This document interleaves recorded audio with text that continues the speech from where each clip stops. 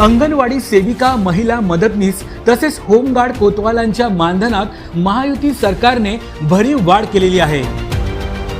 अंगणवाडी सेविकांना 15,000 रुपये तर अंगणवाडी मदतनीसांना 8,000 रुपये मानधन देण्याचा निर्णय सरकारने घेतला आहे।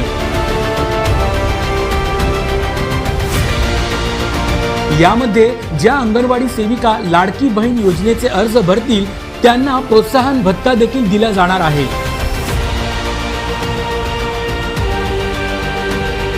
याकरिता राज्यभर विशेष 4,860 शिक्षकांच्या पदांची निर्मितीही केली जाणार आहे।